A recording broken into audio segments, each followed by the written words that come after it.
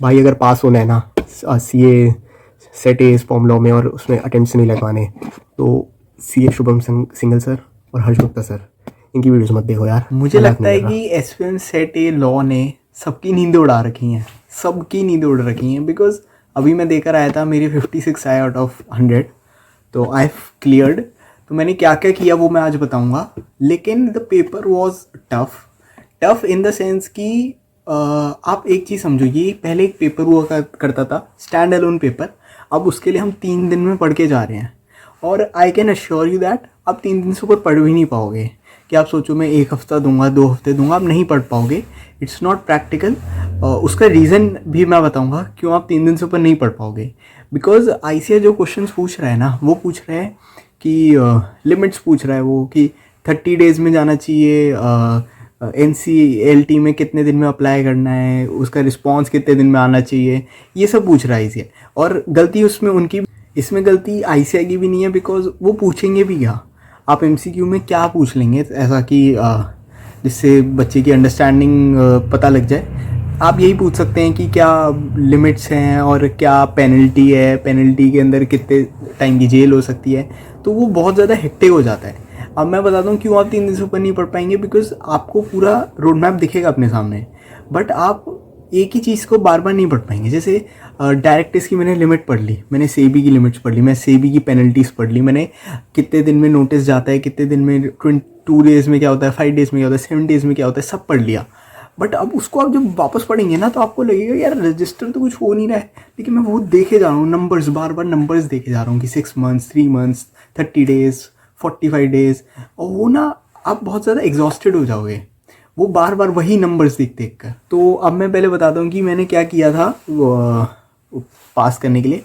पहली चीज़ तो गलती से भी शुभम सिंगल सर या हर्ष गुप्ता सर की जो वीडियोस पड़ी हैं यूट्यूब पे वो मत देखो, बिल्कुल भी मत देखो, वरना फेल हो जाओगे। पता है क्यों? वो जो वीडियोस बनी थी ना, पहली चीज़ तो वो वीडियो कम से कम 3 साल पुरानी है। हर्ष गुप्ता सर की तो बहुत पुरानी है, और शुभम सिंगल सर की भी जो वीडियोज़ हैं वो ज़्यादा लेटेस्ट नहीं आई थिंक, 1-2 साल पुरानी है। तो उसमें प्रॉब्लम क्या है, वो उन बच्चों के लिए बनी थी जो एग्ज़ाम दे रहे थे। हमें SPM देना है, उसका फॉर्मेट अलग है एकदम।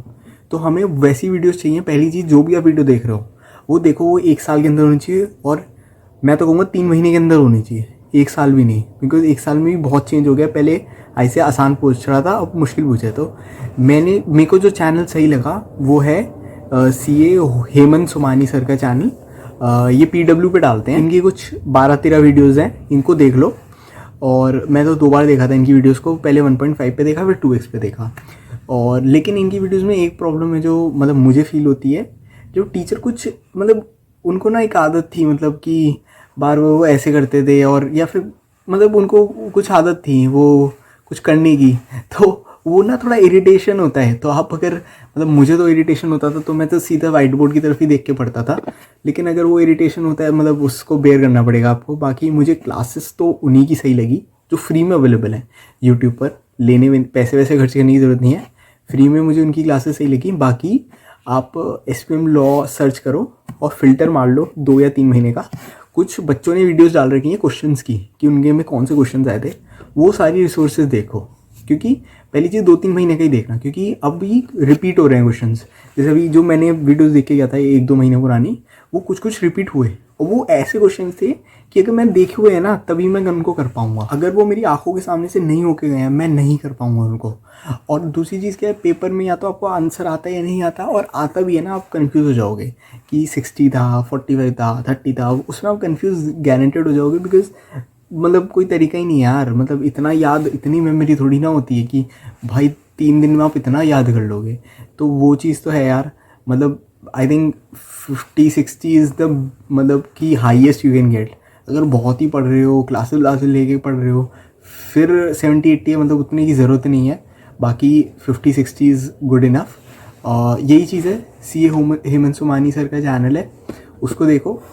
उसमें उन्होंने रिसोर्सेज भी शेयर किए अपने टेलीग्राम पे, वो देख लो।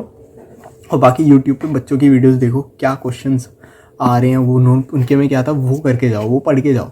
और ज़्यादा से ज़्यादा क्वेश्चन पढ़ो। बिकॉज एक विकल्प सर का 6th एडिशन है, आई थिंक मई के टाइम का बना हुआ है, वो देख लो। बिकॉज मैं तो उसको पढ़ के गया था, बिकॉज बुक्स पढ़ना तो इम्पॉसिबल है। वो हर्ष गुप्ता सर की बुक लगती है 90 पेजेस, बट उसमें कंटेंट बहुत ज़्यादा एक्सट्रीम कंटेंट है। इससे जो विकल्प सर की बुक है 6th एडिशन, वो कर लो। और बाकी जो मैंने बोला है यूट्यूब बच्चों के देखो, और गारंटेड क्लियर हो जाएगा।